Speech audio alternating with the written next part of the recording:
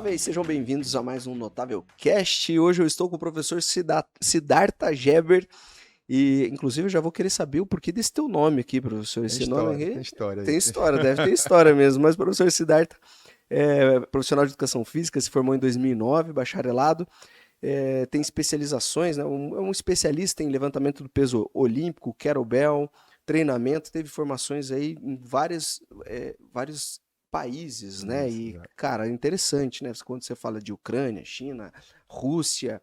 Então, para você que está nos assistindo e quer saber mais como é que é você ter experiência, essas experiências fora do país e buscar formações e por que você buscou essas formações, eu acho que é interessante para aqueles que de repente estão querendo, cara, quero ter uma experiência fora, como é que eu faço para Exato. encontrar, né? Porque como é que eu faço para de repente ir para a Rússia, né? Ou será que eu preciso falar russo mesmo? Será que só inglês é o suficiente? Enfim, esse podcast é para você. Agora você está treinando para fazer um meio Iron e Meu, já foi profissional de street skate e de hockey com patins, e profissional exatamente. mesmo, né? Assim, Foi. já patrocínio e tudo. Então vamos falar um pouquinho mais sobre isso. Eu queria começar falando exatamente sobre esse gancho que eu dei, que é para o profissional que está buscando fazer uma formação fora do país, muitas vezes eles nem sabem qual é a formação que Exato. existe fora. É. Então, qual é o pré-requisito mínimo? Vamos começar assim. Número um, pré-requisito mínimo e aonde encontra essas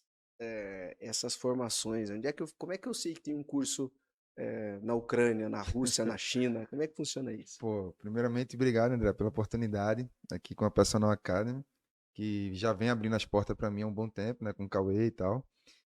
Então, o lance das formações que eu busquei fora tem muito a ver com a questão de eu sair um pouco daquele tradicional profissional da educação física que se forma e tradicionalmente segue aquele protocolo, vou fazer um após, vou fazer um mestrado e etc e tal.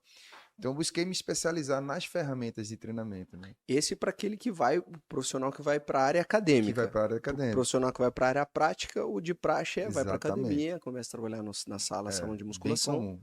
Foi o que aconteceu também comigo, né? Eu acho que Você acontece com começou quase. no salão de musculação ou não? Comecei na sala de Ah, tá. musculação, Mas aí logo exatamente. você já quis sair. Exatamente. Porque o que que aconteceu? Eu vinha de uma época, 2009, 2010, que tem aquele boom do treinamento funcional. E aí isso não era muito bem, diria, bem definido no Brasil.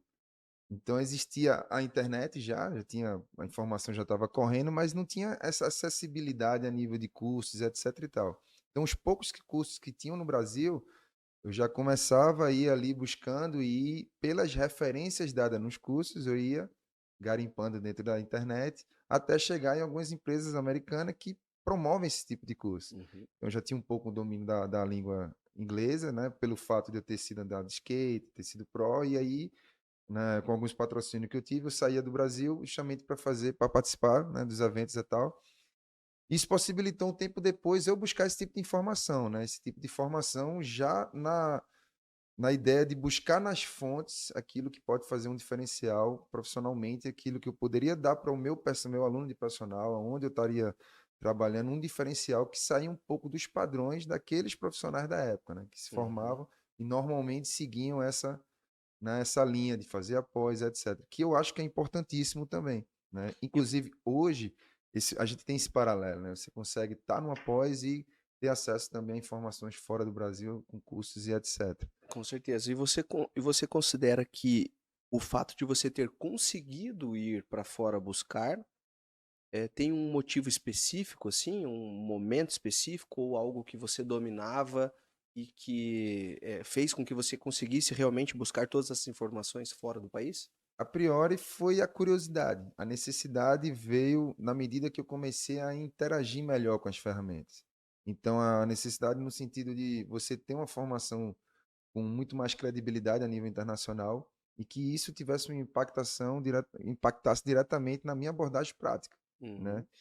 Então, o que que eu percebi? Que por mais que a gente tentasse criar uma forma de acessar essas ferramentas, ela não dava tanta credibilidade no ponto de você ter que ir na fonte e beber. Então, o fato de eu ter ido lá, eu vi como funcionava o processo.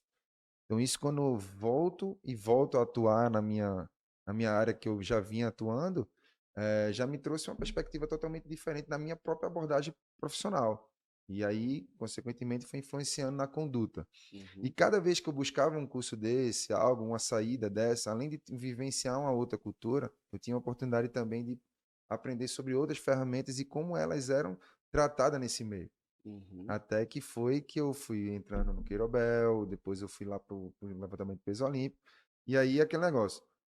Internet hoje você está a par de tudo que está acontecendo no mundo. E aí é o garimpar mesmo. Eu ia lá pesquisando lá. E uma coisa que eu sou, que é um hábito meu é a literatura, ler. Eu gosto muito de ler. E exatamente quando eu ia nesses lugares eu adquiria livros, né? E normalmente os livros têm as suas referências e têm as suas, né, todo o seu a sua cultura ali por trás daquelas metodologias que estavam sendo abordadas ali. E aí isso foi me levando para E, outros lugares. cara, esses cursos nesses países são dados em inglês ou são dados na língua E deles? legal. São 90% são em inglês. O que eu tive mais dificuldade e que, por um lado, acabou facilitando o processo foi na China, por causa do mandarim. E na Rússia a gente teve Mas uma. você escutou um curso em mandarim? Mas aí era traduzido do inglês para o inglês, Ah, o tá. americano falava. Ele vinha em forma de inglês, né? Sim, Mas assim, a informação dos atletas, dos treinadores eram tudo em mandarim. E entendi. aí tempo depois, o próprio cara que promovia esses cursos, ele passou a conhecer o português, assim, né? Dominar um pouco a língua e já facilitava o processo. Uhum. Inclusive, foram alguns brasileiros, eu ajudei ele nesse processo de tradução. Já na Rússia foi um curso que tinha aqui, que era do professor Antônio Carlos Gomes, Uhum. né? E não sei nem se ainda existe esse curso, e aí a gente foi, eu fui com a turma, e lá era traduzido para a língua portuguesa mesmo. Então, eles pegavam lá o Do russo mesmo russo para o para o português. português. Ah, legal. E já hoje, né, com a evolução tecnológica, os próprios estudos, né, e as traduções dos livros já têm em inglês, e isso facilita também o processo de você já ir com pelo menos uma bagagem de fundamento ali bem definido. Então, para quem está pensando em buscar essa informação fora, digamos assim, o básico é você ter um O inglês. inglês, Tem que pensar no inglês. pensar no inglês. Então, E aquele negócio, André, é uma língua que se fala em todo mundo. Eu diria para você que não precisa ter a dominância, você dominar ela em uhum, si, mas o conhecimento falar básico, fluentemente, né? Mas exatamente. ter o. Porque você está indo para buscar um conhecimento, você tem que ir Uhum, mais a ouvidos do que uhum, para falar. uhum. E é óbvio que cada ano que e eu ia me aperfeiçoando dentro desse processo, você vai ganhando experiência e você também vai montando ali, né, toda a estrutura do seu conhecimento, né, todo o andar do seu conhecimento. Então aí isso foi só aumentando, né, ao longo dos anos. Cara, uma vez um aluno me falou assim, ó, professor, eu tenho R$ 100 por mês para investir em alguma coisa. E ele era bastante estudioso, já tinha feito vários cursos meus. E eu falei assim, cara, você tem que buscar um curso fora, É, né? E ele exatamente. falou, É o que eu falo. eu não falo inglês. Então eu falei, então é isso. Você vai pegar esses R$ 100 e vai estudar Cara, inglês o que for possível. Às vezes é uma aula online, às vezes é um curso, às vezes é um aplicativo que você paga, enfim, o que você precisa é aprender o inglês pô, para buscar essa informação na uma fonte. coisa interessante, André, que você falou muito bem. Cara, a gente vem de uma época da educação física que a gente dependia muito das coisas que vinham fora, né? Aí, alguns anos atrás. E aí vem a internet e quebra um pouco isso, né? Diminui esse espaço, né? Sendo que hoje eu tenho uma personal acadêmica. Há 10 anos, 12 anos atrás, eu não tinha uma personal acadêmica. Então eu ia fora, ou eu ficava na dependência de quem? Entendeu? Então o Brasil, a nível funcional, era um ou outro que vinha trabalhando com isso. Então, realmente, você não tinha muita opção. E hoje eu digo, com R$ 100 você investe numa pós, ou você investe num curso e tal, e gradativamente isso vai te preparando, isso vai te dando know-how ali para tu ir juntando, né? A teoria da informação. O dado de informação que você vai tendo e vai selecionando na medida que você vai se expondo às experiências, aquilo vai te moldando, né? Talvez o cara hoje, talvez o impacto de você sair não seja tão grande como foi na minha época. Uhum. No entanto, você colocou um detalhe muito interessante. O investimento numa outra língua já possibilita ele buscar já esse conhecimento sem necessariamente ele ter que sair do local de trabalho dele, que isso também pode gerar, né, uma perda ali inicialmente. Uhum. Então a gente, pô, vim da época que não tinha um curso online. o livro para você É adquirir. porque ainda não tinha nem, né, veja assim, lá em 2000 que seja Dois- 2006, 2000, 2006 a não, 2010 era tudo isso. travado isso aí. Se você for pensar, né, que foi essa época, inclusive, que eu morei também nos Estados Unidos, lembrando que fazendo faxina não foi Não, não, eu nada, passei né, por isso aí também, em em 2000. cassino, limpando, só fazendo isso, Eu servindo, passei né, por isso aí também. eh, era uma época que a gente não tinha nem WhatsApp, então a ligação era muito Era muito cara. cara. Quem Comprava o se dava cartãozinho, muito bem e riscava que ali. estava lá, alguns amigos que tinham um poder aquisitivo mais alto, eles levavam o Nextel, né? Nextel. É. É tipo um E aí, walkie-talkie e e tal. tipo, walkie-talkie falava com os pais aqui no Brasil, mas se não, Exatamente, cara. cara, eu tinha que pegar lá $10, comprar um cartãozinho e o, Exatamente. e o, e o, e o dólar ia comendo ali, né, para É, você fazer uma ligação internacional. Então, tem que lembrar que é, é pouco tempo, mas, né, digamos, sei lá, 10, 15 mas anos, que foi mas que é uma diferença muito muito grande, grande. né, desses Total. 15 Você vê anos. hoje, por exemplo, a gente pegava informação de artigo científico. Cara, você pegava o artigo, você tinha que imprimir ele no papel. Uhum, Hoje você tem o SciHub, você tem o PubMed, você tem as uhum. revistas disponibilizando isso dentro né, das redes. Então, cara, antigamente até para a gente ter acesso à discussão acadêmica era muito restrita. Então valorizava-se muito a questão da titularização também. Hoje eu já percebo que a titularização ela é valorizada, no entanto, ela tem uma cobrança maior, porque ela te entrega com muito mais conteúdo, ela facilita muito o processo de ensino e aprendizagem, te disponibiliza mais de recursos, de equipamento, enfim. O acesso à informação está bem, bem diferente do que antes. Com certeza. Então, tipo, A mas é óbvio, facilidade hoje é tem, grande, né? tem algo em você ir buscar fora que é imprescindível, assim, para a formação, a vivência cultural, né? Uhum. Você ver de perto, você passar por isso, sentir, Cara, ver e o atleta. aproveitando esse gancho aí, como é que é treinar com os russos, cara? E ser Cara, aluno de um russo? Me dá a o, impressão que ele vai chegar ali pra você e "Mas agora você faz isso aí, e cara, eu pronto." tive, na Rússia foi uma coisa mais teórica. Na Ucrânia, que é Ucrânia. soviética ali e tal, é mais pesado. Você realmente sente que o sistema russo, vamos assim dizer, o nível de exigência, o comprometimento, é uma questão cultural deles. São frios, é óbvio, né? Mas, cara, os caras são sangue nos É olhos. comando? Ele É te dá o comando, comando e você exatamente, executa. você tem que executar. Inclusive, foi uma coisa que foi muito interessante, porque são duas, são duas escolas que têm uma diferença muito grande na sua aplicabilidade, né? Todo o seu processo pedagógico como no desenvolvimento técnico, que é o oriental, né? Os chineses, por exemplo, que dominam o LPO há um bom tempo já, que até então era dominado pela União Soviética e, na época, a Ucrânia, né? E aí você percebe totalmente a questão da tática, a questão da pedagogia, do ensino, como é que eles te exigem, como é que eles montam toda a programação. Em relação aos chineses, em Em relação relação nesse o caso. solo é bem diferente. E qual que é a diferença? Fala pra A gente diferença um principal, exemplo. diríamos que seria a abordagem mais diversificada da chinesa. A chinesa ela é muito mais aberta. E a escola chinesa, inclusive, ela bebeu muito durante o seu processo de formatação ali da toda a parte pedagógica, né, do LPO, bebeu muito dos soviéticos, né, pelo Medvedev, que foi até título, ele recebeu título na China de cidadão por prestar esse tipo de serviço. Uhum. Mas como toda modalidade esportiva e olímpica, cada país ele busca dentro das suas perspectivas, né, dentro da sua questão cultural, desenvolver a sua metodologia. Uhum. E a Rússia meio que como ela tinha essa hegemonia toda, ela não mudou muito o seu processo, apesar de ter criado. Tipo, tava dando certo, não precisa mudar, é mais ou menos Exatamente, isso? eles são a referência, Uhum. não vai deixar de ser nunca, lógico. Pode ter os países que dominem, é aquela ideia do futebol, né? O Brasil não criou o futebol, mas é uma referência no futebol e é o país do futebol, como diz, né? Uhum. Pela paixão desenvolvida pela cultura do esporte aqui. Isso existe na Rússia, com o levantamento de peso olímpico, com o Quirobel. E na China eles já tiveram já uma tecnologia mais avançada, vamos assim dizer. Uhum.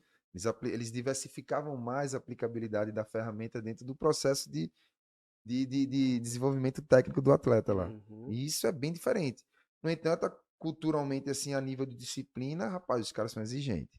Aí E, não cara, tem você que pra foi onde correr. pegar lá na fonte, se a gente pensar num terra, num deadlift, E tem gente que fala, né, não, esse aqui é o terra russo, o É, terra, tem. né, chinês. Existe uma diferença Existe, realmente nítida existe, nesse no movimento, no padrão de movimento? existe. Tem um cara chamado Greg Everett, que é um americano, que ele descreveu muito bem, né? Ele fala assim, ó, a grande diferença que a gente tem é no movimento que a gente chama de tripla extensão, né? Que eles chamam que a característica chinesa é uma característica mais limpa. É triple extension, que ele fala, né? Que é você usar a tripla extensão. Já o soviético, eles chamam de pop and drop, né? Que é a batida da barra, o contato mais intenso com a barra Hum, na parte da segunda puxada. Então, isso dá uma agressividade maior a esse tipo de estilo. Então, você vê atletas muito mais volumosos, muito mais densos, né?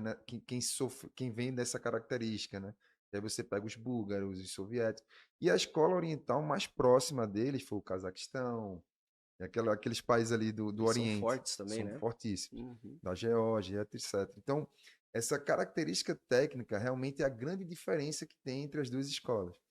Sendo que diríamos assim, que o chinês ele prezou muito mais pela funcionalidade do processo. Ele explorou o corpo com muito mais sutileza, com muito mais flow. Mas será que não faz sentido, até pelo próprio formato Exatamente, dos exatamente, russos, formato corporal russo exatamente. e formato E corporal aí chinês, é como eu te que falei, normalmente o chinês é um pouco mais magrinho, exato. normalmente, né? Porque tem cada Por ser chinês mais aí, magro e ter um biotipo bem diferente, o que eles fizeram? Pô, eu não posso seguir a metodologia por mesmo. completo, eu preciso adaptar. Aí a questão, né, da atender a especificidade da população que eles tinham, Uhum. né? Então, o que a gente tem de melhor? A gente tem como questão cultural, evolutiva ali deles, a parte de flexibilidade, a parte de força e tal, que inclusive é uma das coisas que eles exigem dentro do processo de formatação deles, né? Já o russo não, é uma coisa mais agressiva, vamos assim dizer, um LPO mais duro, né? E aí, isso é bem perceptível até na hora que você vê, por exemplo, um movimento bem clássico que é o clean, né? Que é o arremesso, né? E aí, cara, você bota os dois atletas de lado assim, você vê. Um é muito mais denso que são os soviéticos e tal. O chinês um pouco mais linear, né? Uma coisa Uhum. mais contida, mais um pouco, diríamos assim, um pouco mais franzino, vamos dizer. Uhum. Com um flow maior, Com como você flow bem falou. maior, E um pensando LPO no bem mais, brasileiro, com toda essa cara, miscigenação, essa mistura de raças, isso é uma coisa como é que séria. funciona, como é que é a sua metodologia para o LPO? Qual das duas você mais gosta? Da chinesa, da Boa. russa, para ensinar o brasileiro? Pô, André, eu gosto de dizer assim, o LPO no Brasil, ele foi um filho que cresceu sem pai, porque a gente sofreu, né, a modalidade ela não foi criada nesse processo nem desenvolvida aqui. Ela simplesmente apareceu aqui décadas de 40, 50 por alguns alemães que vinham, por alguns imigrantes. Então, a cultura do esporte sempre foi desenvolvida em todos os países, né? Principalmente a cultura da força também. E ele foi crescendo. Mas o problema é que o LPO ele nunca foi tratado como uma ferramenta de treinamento. Então, todas as instruções que vinham, todas as metodologias que eram aplicadas, eram tudo empírico, baseado nas experiências de imigrantes que vinham, ou de pessoas que tinham a oportunidade de ir para a Europa, por exemplo, e vivenciar isso aí. Então, hoje, particularmente, já entrando em termos de metodologia de escola, eu admiro e gosto muito da chinesa por esse motivo. Eu acho que ela é muito mais funcional, ela é muito mais acessível. Opa, poxa, A Siri tá a Siri, falando aí. até a Siri quer participar aqui. Então, eu vejo que o LPO, com essa característica chinesa, eles são muito mais funcionais, eles são muito mais acessíveis a vários tipos Se de pessoas. adapta Se mais. adapta muito maior. Por exemplo, você deu um exemplo muito legal que foi a questão do deadlift. Então, quando você vê o que é o levantamento terra, tradicional, os chineses usam o que eles costumam chamar de clean deadlift, snatch deadlift, que é justamente um pouco de mudança em todo o padrão de movimento. Então, você pega um levantamento terra que tem uma predominância maior de movimento do quadril, eles já usam a questão do tornozelo, joelho e quadril, uma flexão maior e etc e tal. Então, isso dá mais funcionalidade e mais acessibilidade para a ferramenta, porque você precisa agregar no processo outras ferramentas, coisa que não ficava só restrito àquilo que é só classificado como desenvolvimento para o LPO. Ah, você tem Uhum. que treinar dessa forma e tal. E teve um outro grande influência soviética, que é os búlgaros, né, com a periodização búlgara, né, do Abdiev, que também tinha esse nível de exigência, né, que é a questão da adaptabilidade, usando os movimentos específicos do levantamento de peso olímpico sempre. Uhum. Então, tipo, eles não usavam muito os movimentos acessórios, era mais restrito isso.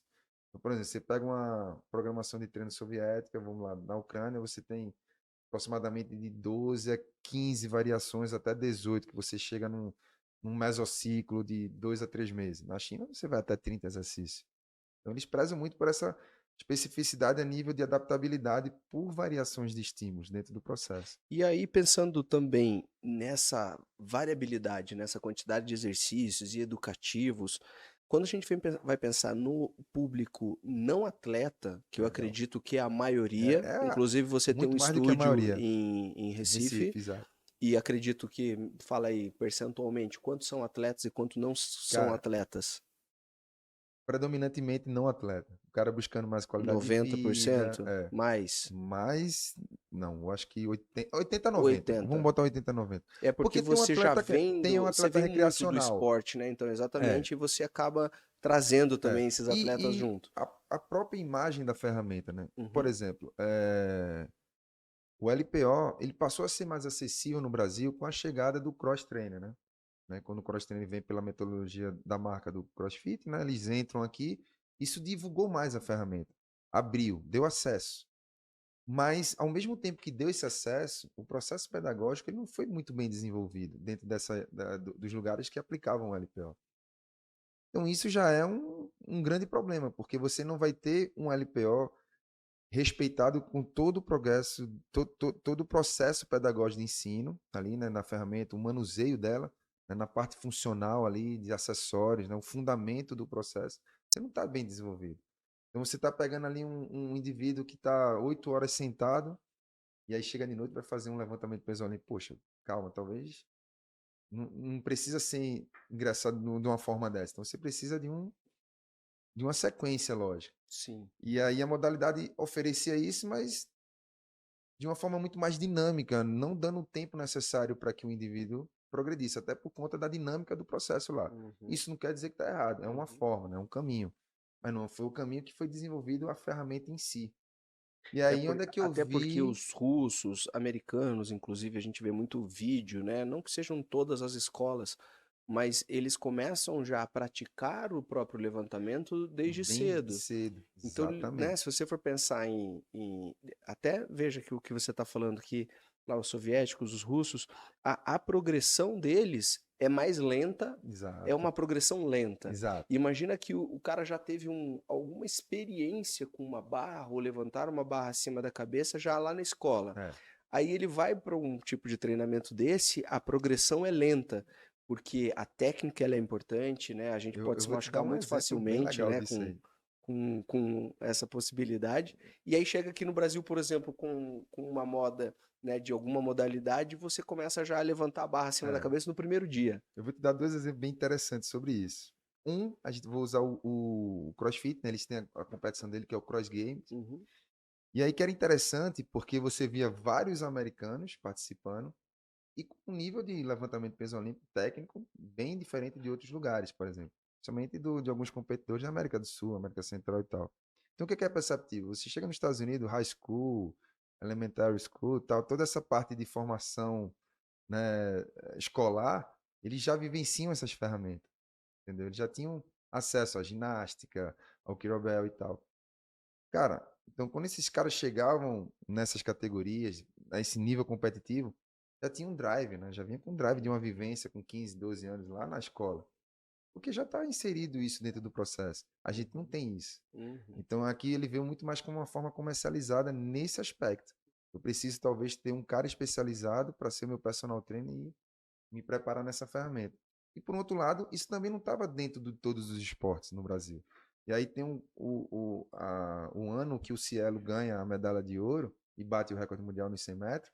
E aí o Esporte Espetacular faz algumas matérias com ele e filma uma das coisas que ele destaca dentro do processo da formatação do círculo olímpico dele, foi ele ter treinado com um americano que fazia levantamento de peso olímpico com ele. Uhum. Então você já começa a ver a ferramenta sempre associada à performance, à high performance. Então, o que eu percebi? Eu digo, não, eu acho que por ser acho não, com certeza, por ser uma ferramenta tão rica, por que não eu facilitar esse processo?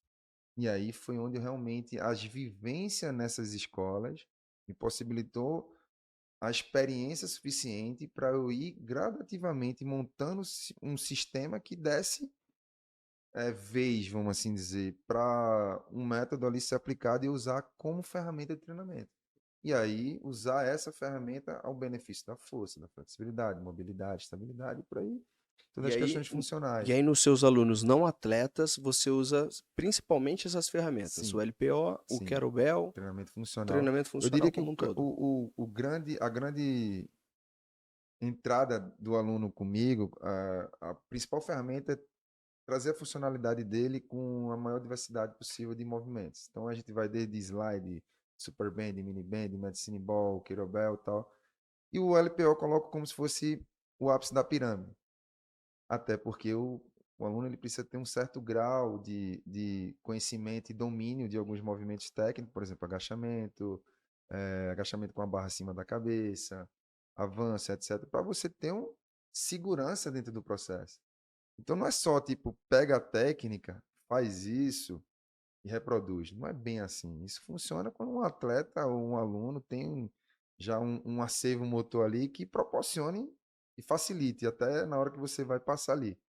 Mas a ideia mesmo é começar com toda essa parte funcional. Vou aproveitar esse gancho aí para aqueles que estão nos assistindo, notáveis que estão nos assistindo, nos ouvindo nas nossas redes. Nós estamos com a pós-graduação, depende de quando você estiver ouvindo esse nosso podcast, mas nós estamos com a pós-graduação em treinamento funcional com as vagas abertas, né, matrículas abertas, e em algum lugar desse vídeo, aqui embaixo na descrição, um QR Code vai aparecer na tela, enfim, em algum lugar vai ter uma informação para você se inscrever ou entrar na lista de espera para a nova turma da especialização em treinamento funcional e ter aula aqui com o grande Vamos embora. Siddhartha. Que Perca... inclusive, ó, falando do Siddhartha, agora você vai ter que contar o Ah, seu porquê aí. esse nome é interessante. Lá em casa, meu pai era viciado em leitura, né? Já falecido, já tem alguns anos já. E meu pai não botou nome em nenhum dos dois irmãos meus, né? Que um é Fábio, bem comum, e o outro é Douglas. E aí, nessa época, coincidiu de meu pai estar lendo um cara chamado Hermann Hesse, que é um escritor alemão, um romancista, que ele escreve um livro chamado Siddhartha Gautama, que na verdade Siddhartha foi Buda. E aí, além de ter lido esse livro, ele aí se apaixonou lá pelos romances escritos do Hermann Hesse, aí veio o Lobo das Steppes, Deme e tal. E aí ele falou, quando eu tiver um próximo filho, provavelmente o nome dele vai ser Siddhartha. Aí 10 anos depois, né, depois do meu irmão do meio, Fábio, vem eu. Meu pai falou, agora vai ser Agora vai Siddhartha. ser. Quero botar por causa desse livro aqui. E tem algum outro Siddhartha no Brasil? André, Você é o tu único. acredita que eu conheci alguns? Ah, Eu é? conheci alguns, cara. Na minha cidade eu conheci dois, tive a oportunidade de conhecer dois. Não Inclusive, um conhecia, desses não. caras, além de mim, andou de skate comigo. Ah, é? Foi, cara. Caramba. Sendo E, que o dele era o nome mesmo, é o que o meu ele já vem na tradução, na pronúncia também, que é Siddartha, que é um nome hindu, né? aham. Ah, Então é é verdade, é verdade. E você falando no skate aí que você falou, você foi profissional do skate, street. street. Não, quais são as modalidades do Ah, skate aí? Tem tem um a street, né? O overall, que é você andar de bowl, mini ramp, né? Half pipe. Hoje tem a mega rampa também. Mega Aí, Ramp é o surf outra. também tem isso, né? São as modalidades dentro do esporte em si, né? Isso. E tem um street park, né? O skate park a gente chama as plazas, E você etc. falou que você teve duas lesões com skate?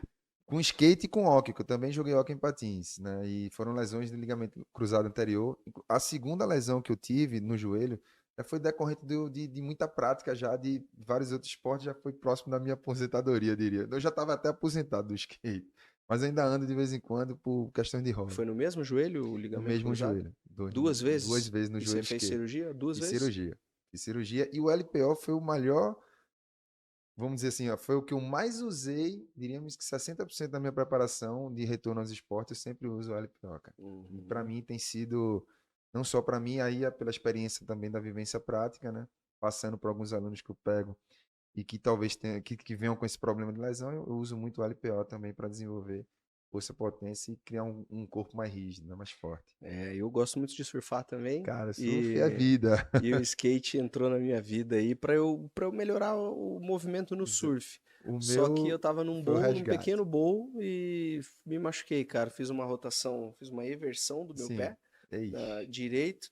E quando ele faz essa eversão e não para, né?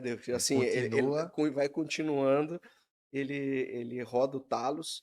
encosta nos maléolos, né? Encostou até no meu maléolo posterior. A gente fala muito pouco do maléolo posterior, mas os O maléolos, né? seu. Lateral e medial, porque foi o direito nesse caso, ele vai rodando, rodando, rodando, ele empurra o maléolo lateral que é a fíbula, né? A pontinha da fíbula, e ele afasta a fíbula da Eita, tíbia. Eu fiz uma lesão de sindesmose, chama, caramba. e quebrei o maléolo posterior da tíbia. Então foi uma fratura e Não foi é assim uma não é uma fratura experiência. comum, né? Não é, e assim, foi uma experiência em partes boa, porque eu tive um erro médico no diagnóstico, o cara Pô, não diagnosticou no raio-x a fratura, só que começou a piorar e eu pedi a fratura, pedi a imagem para o hospital, porque ele só viu na tela dele, no computador. Eu pedi, aí eu achei a fratura, que não era uma coisa também tão difícil de observar, mas estava a fratura caramba. lá. Então foi um processo assim interessante de recuperação, de entender os 45 dias ou 40, um mês que seja sem colocar o pé no chão, a atrofia muscular que ocorre, né? Tudo isso, assim, foi um processo Você vê, bastante André, interessante de uma coisa que a aprendizado. gente sofre muito na nossa área, né? Falta muito essa integração entre as áreas, né? Você percebe, Uhum. você conseguiu identificar um conhecimento, não é porque você é professor de educação física, mas o conhecimento mais aprofundado da profissão, você sabia que não tinha alguma E coisa uma boa. curiosidade, E né? uma Você curiosidade, veja, que o faz seu. parte da evolução, né? Da questão Exato. cognitiva da gente, assim, da Uhum, evolução intelectiva, pô, você tem a curiosidade, e aí tem aquilo, como eu te falei, a questão de eu ter saído do país, né? uhum, Essa coisa que é o que move a gente, né? uhum. Essa curiosidade de estar. No meu joelho eu não cheguei a ter tanta. Porra, essa sua foi Se- exclusiva. Foi. Os médicos queriam A colocar um minha. parafuso, né, entre a fíbula e a tíbia para Caramba. sustentar elas, porque com a lesão da sindesmose, esse afastamento da fíbula, né, essa lesão da membrana interóssea, esses ossos eles podem não ficar tão Naquela aproximados situação. novamente, e com essa aproximação ela dá estabilidade no talos. Se ela não fica aproximado, se você faz a lesão de sindesmose e ela fica levemente afastada, ele chama de uma pinça aberta, o seu talos fica Solto. solto e aí você Eita. fica com um tornozelo instável. E aí. Então, não, mas cara, eu fui em dois médicos, os dois queriam fazer cirurgia e eu, assim, tive a oportunidade de ler. Fui no Já mudou PubMed, tudo. li, cara, a primeira página dos artigos ali do PubMed sobre lesão de sindesmose e o cara eu não estava enxergando ali que realmente era necessário em Uma cima dos cirurgia. exames que apresentavam ali, sabe? Pelo que eu lia e que eu entendia. E aí eu fui num terceiro, era a minha última também, porque não dá para você buscar tão É. mais informações, Que mas aí eu fui num acabar terceiro complicando, né? e ele falou, cara, vamos fazer faz o básico, treina, tira o pé do chão agora, você vai voltar com E mobilidade, você vamos ver vai o que é que poder vai fazer dar, né? isso. E se não der, caso não der, a gente opera. Então ele deu essa possibilidade de operar Tipo, o depois. cara te operou, entre aspas, mandando tu fazer movimento, né? Mandando tu se Exatamente. movimentar, né? O Movimento. poder do exercício nesse Exatamente. processo, né? Importantíssimo. Exatamente. Cara, isso eu acho sensacional, porque todas as minhas lesões, eu tenho um receio muito grande, porque a estrutura realmente rompeu, eu não tinha para onde correr, né? Realmente tinha que ir para esse lado, né? Até por questões do momento também, que eu praticava os esportes e tal. Mas, no entanto, hoje eu diria para você que por viver essas ferramentas e ver os benefícios que elas trouxeram para mim, talvez se eu tivesse praticado há 30 anos atrás, no início das minhas práticas esportivas, talvez não teria nem tido essas lesões, né? Uhum. Então já fica aí o quê? Poxa, a grande vantagem de você ter essas ferramentas, o LPO, por exemplo, dentro de um processo de uma formatação de um trabalho para um atleta ou para Uhum.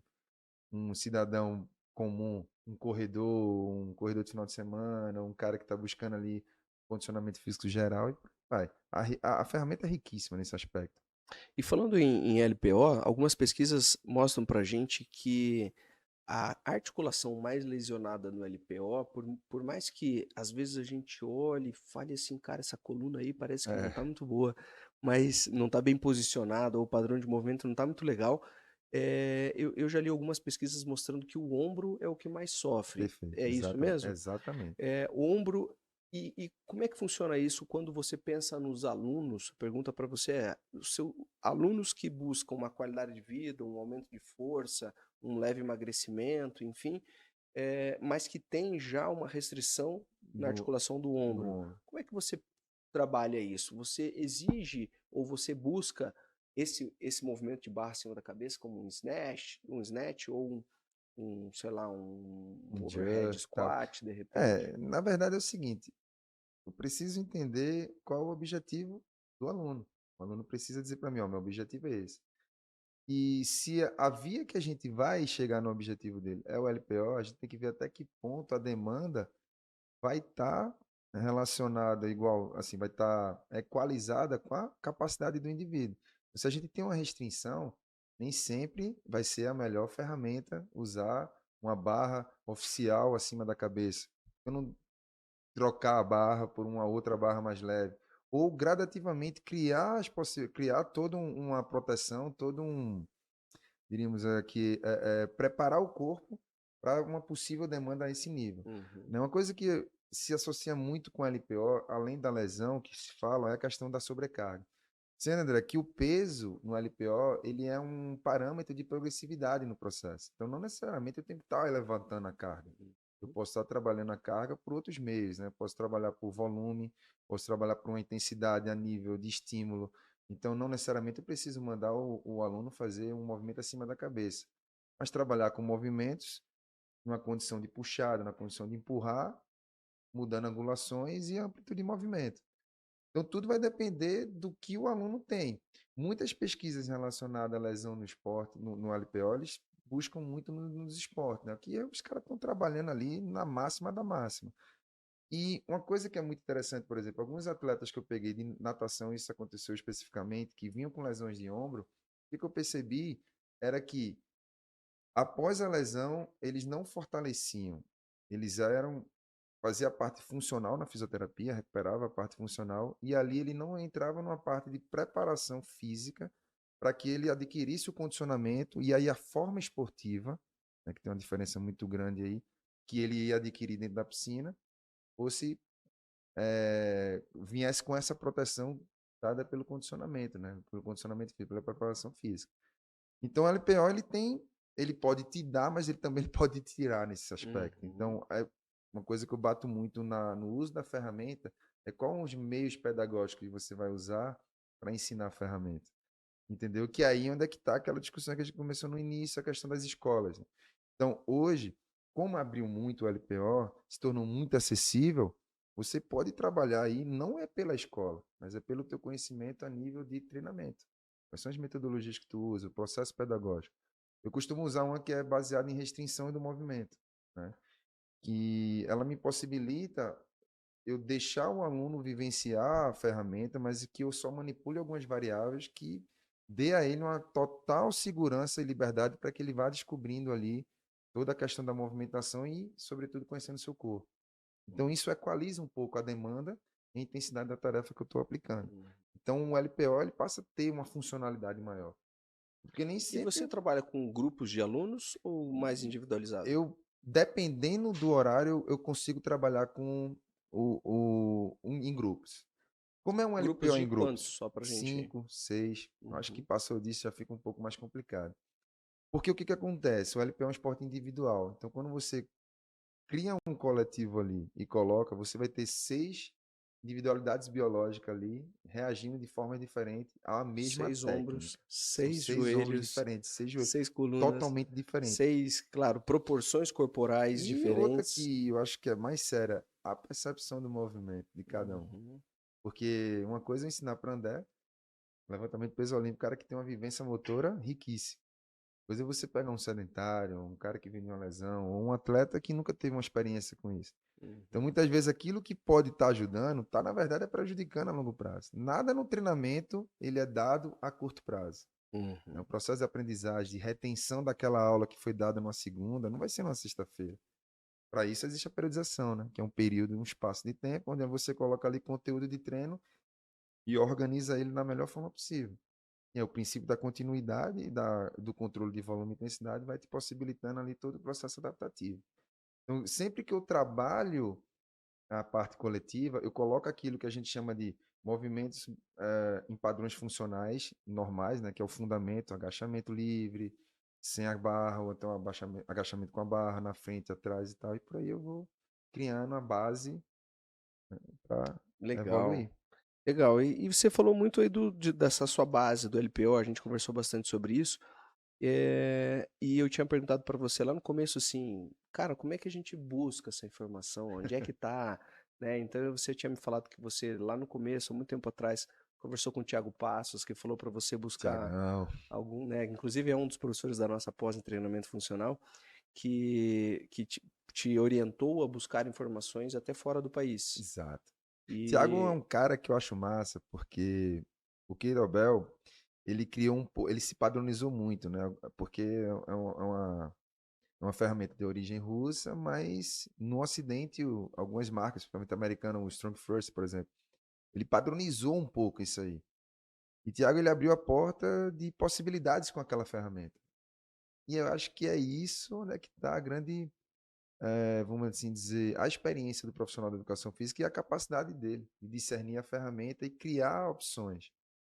Então, eu já aprendi com ele um Querobel na época, isso em 2010, 2011, de uma forma diferente. Então, hoje você vê, ele aplica o Querobel numa perspectiva totalmente diferente daquela tradicionalmente ensinada em algumas escolas. E isso cria muita possibilidade para o profissional. E aplicabilidade principalmente. Então, junto com a prática, isso foi aumentando. Então, ele me orientou justamente nesse segmento. Ó, cara, esses caras vão te entregar isso aqui. Mas a prática e buscando esse tipo de vivência é o que vai te dar credibilidade dentro do processo. Né? E te dá também opções de tu ter a sacada de estar usando a melhor forma possível para aquele momento ali. É atender a necessidade naquele momento. Não se prender a determinadas informações padrões. Cada indivíduo ele vai reagir de uma forma diferente. você aplica hoje o Kettlebell para todos os objetivos também, Também, também. É, pensando em principal, eu gosto muito do Querobel para trabalhos dinâmicos, né, explosivo, dinâmico. Né? Gosto de trabalhar muito a questão da mobilidade, estabilidade. E associar o Querobel, por exemplo, com movimentos com características de ginástica mais generalista, como assim dizer. Aqueles movimentos mais complexos, que lembra a capoeira, por exemplo. Uhum. Né? Teambox, tal, toda aquela. E o Clubbell também, que é um bastão de ferro que eu costumo usar, são duas ferramentas que têm esse lado cultural, né, de desenvolvimento, né, e esse lado também de perspectiva de aplicabilidade. Ela não me prende um padrão fechado, ela obriga a mim, André, a usar aquela, a gente chama de pedagogia não linear, né, que ela cria opções, assim, eu passo a ser, junto com o meu aluno, um co-designer, né, Uhum. e o meu aluno, e junto com ele ainda fica um co-discovery também. A gente descobre soluções motoras, e aí isso, o processo é bem construtivista dentro Vai do processo. aprendendo junto, né? Exatamente. E E é dia a vivenciando. dia. E dia a dia, cara. Claro que isso aí precisa ser mais individualizado, né? Aí Exatamente. E entra é o a trabalho característica do meu centro de individualizado. treinamento, né? É. Porque eu acredito muito. O coletivo ele é muito bom, mas ele te dá um pouco de limitações por questões dessa versatilidade que tem as pessoas, né? Essa individualidade biológica, né? No âmbito esportivo, você tem pessoas qualificadas para aquela atividade. Então, o Uhum. coletivo, o trabalho coletivo, ele fica bem mais controlável. Pô, você está dando com atletas. A resposta é bem, meio que imediata ali, né? E só você atende no seu estúdio? Um estagiário que é Daniel Lira, amigo meu, e tá sendo. Eu estou monitorando ele. Legal. E a gente trabalha Qual o junto nesse tamanho processo. desse espaço? Vou pensar aqui no. Qual o tamanho desse espaço em metros quadrados? Aproximadamente 80 metros quadrados, Pequeno, ampliado, exatamente. não é muito grande, Não, é não. mais um espaço livre Exatamente. mesmo Para para o barra. contato mais próximo mesmo. Aí tem quatro plataformas de LPO, E quantos alunos você tem no total? 40, 50. Aí Legal, varia, né? Vai legal. variando. E Atletas eu tenho, o. dependendo da época, pronto, agora recente, estou com alguns atletas, né? Mas atletas recreacionais, né, que praticam tipo a triatlon, corrida, natação de águas abertas e tal. Ou atleta de esporte recreacional de futebol de final de semana. Uhum. Isso é um nicho que eu Atleta pego. profissional você Não, tem? recreação Que ganha profissional dinheiro com. já treinei Já. alguns, já Aí treinei são, alguns. é a minoria, né? É É mais ou bem a menos isso que eu minoria, quero dizer. bem a minoria. É a Mas uma minoria, coisa né? que é interessante, André, é que o próprio profissional brasileiro, atleta profissional, ele já entende a necessidade de ter um personal trainer, saca? E uma coisa que não acontecia isso antes. Se restringia muito a equipe que ele estava treinando e tal. Então, alguns atletas já buscam esse serviço, sabe? Que eu acho fundamental. Que atleta tem que estar treinando toda hora, cara. E claro, né? E vai ter que envolver o retorno financeiro que esse atleta tem, né? Porque eu conheço muitos amigos fisioterapeutas e preparadores físicos que realmente, assim, o atleta, até quando ele vai para esses países, Chegam até a levar, né, os caras Dubai, e e tal. leva daqui para lá. Na Eu Ucrânia acho mesmo, eu tenho isso um amigo que foi sensacional. para a Ucrânia, passou lá uns 6 meses com o atleta, que ele confiava muito, era fisioterapeuta aqui em Curitiba, e foi para lá Isso é um grande diferencial. Você atender. pega os grandes atletas, 90% deles tinham um profissional ali específico nessa área de Uhum. condicionamento físico. Porque o condicionamento físico, cara, é o que vai te dar as possibilidades de tu entrar na forma esportiva ideal do teu Uhum, esporte. uhum. Então, pô, você tem que estar treinando.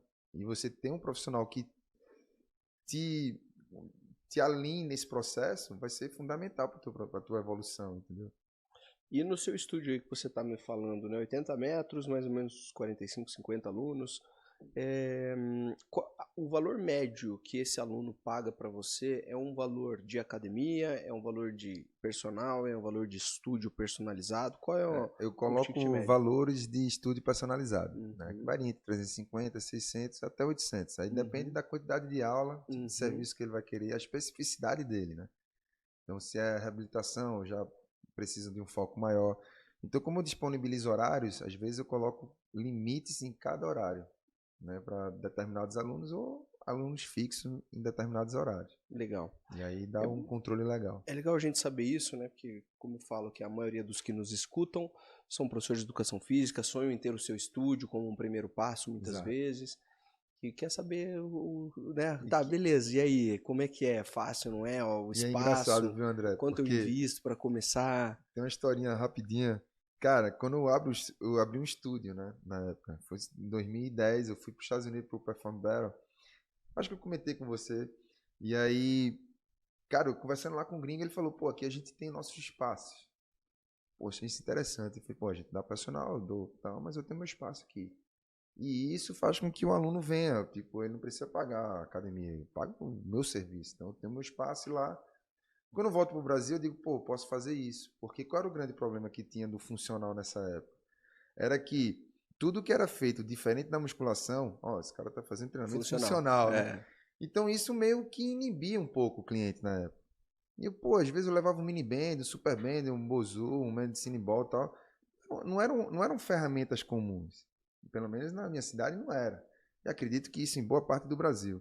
Então isso me forçou um pouco a dizer, pô, se eu tiver meu espaço, é um serviço a mais a oferecer, e pô, se eu posso ser melhor, é aquela velha frase, é ser o melhor que pode nas condições que tem, enquanto não tem condições melhores para ser melhor ainda. Então aí eu procurei, tipo, então vou fazer o seguinte, eu vou abrir um estúdio, e paralelo ao estúdio eu vou oferecer esse serviço também, né, como para fortalecer aquela ideia que eu tenho do aluno ali, para não de início ele sair assim, sair, pô, qual é desse cara? Chegar lá. Isso aí foi dando para mim mais know-how, entendeu? E forçou a me especializar justamente nas ferramentas de treinamento. Uhum, Porque aí não era uma coisa empírica, sabe? uhum. Era tipo assim, cara, eu preciso dominar esse levantamento de peso olímpico, porque o cara vai vir aqui para isso. Não, então eu vou chegar aqui e vou falar o que eu acho. E dá, E sem experiência nenhuma, talvez. e dá para dizer assim que o treinamento funcional é rentável. Muito, É, cara. é, Bicho, o que que não é funcional? A própria academia, você tem como aplicar tudo isso.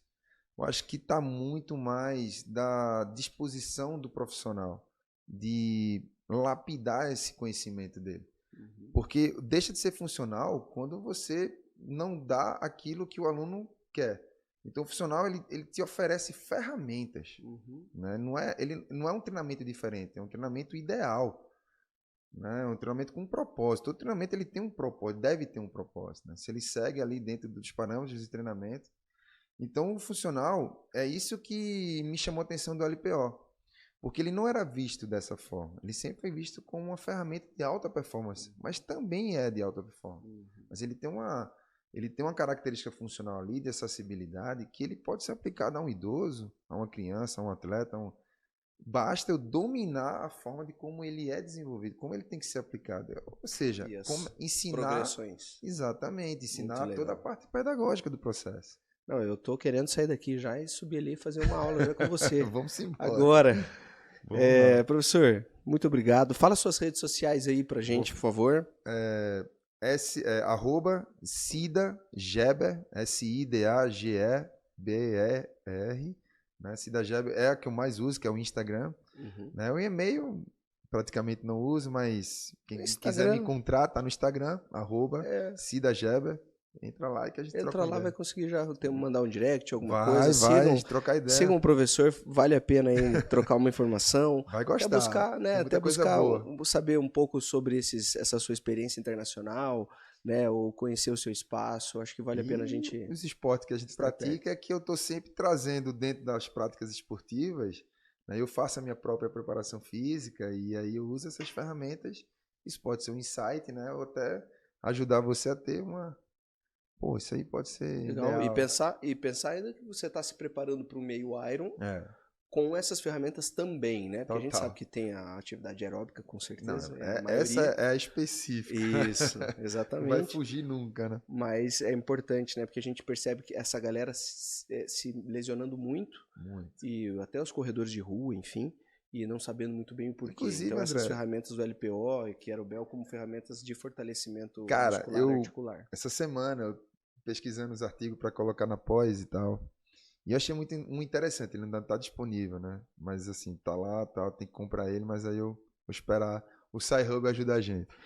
E aí ele fala uma comparação interessante, que é sobre corredores de longa distância, os atletas de endurance, né, de 21 a 42 km, né, e os levantadores de peso olímpico, né, e eles medem ali a densidade mineral óssea. Então os caras do LPO têm uma impactação tão grande quanto do corredor, mas o corredor é cíclico e tem aquele deslocamento horizontal da própria modalidade que é a corrida. Então os levantadores de peso apresentaram maiores densidade óssea, né? Então isso associado a uma preparação física adequada a um corredor, é um aliado fortíssimo ali para você. É uma coisa a mais para você usar, né? Não estou dizendo que seja a melhor, e nem o artigo fala isso, mas o que ele quer dizer? Uma opção a mais para você colocar aí no seu background e de repente tá resolvendo o problema ou dando uma condição melhor para o seu atleta, usando uma ferramenta riquíssima. Então, tá legal. aí. Eu costumo falar, inclusive, que o exercício indispensável para alunos que têm dor lombar é o deadlift, é o levantamento terra. Para mim, assim, é indispensável, porque a pessoa ela precisa aprender a fazer o padrão do movimento do levantar cargas do solo, para que quando ela precise efetivamente levantar um bujão, aquele galão de 20 litros d'água, do dia a dia, né, cara? Filho no colo, qualquer coisa assim, da gente, é um movimento que você precisa aprender a fazer. E se fosse fácil, a gente não teria tanta dificuldade até de ensinar as progressões desses movimentos aos alunos. Professor, muito obrigado, foi riquíssimo aqui a nossa conversa. Cara, espero que vocês tenham gostado também. E convido mais uma vez, se quiser ouvir aqui uma aula completa, progressões, como é que você usa tanto o LPO, Querobel, principalmente essas ferramentas para o treinamento funcional, fica aqui o meu convite a vocês. Pós-graduação em treinamento funcional, está aqui na tela, em algum lugar desse vídeo vai ter um link para você clicar ou se inscrever se nós estivermos com matrículas abertas ou entrar na nossa lista de espera para pós-graduação. Valeu? Valeu, Notáveis, André, muito obrigado, professor. André, mais uma vez, agradeço a sua participação. Vou aguardar o próximo convite. Espero ter outro convite desse, cara. Muito boa conversa. Gostei bastante. Prazer. Valeu. Valeu, Notáveis. Um grande abraço e até o próximo Notável Cast.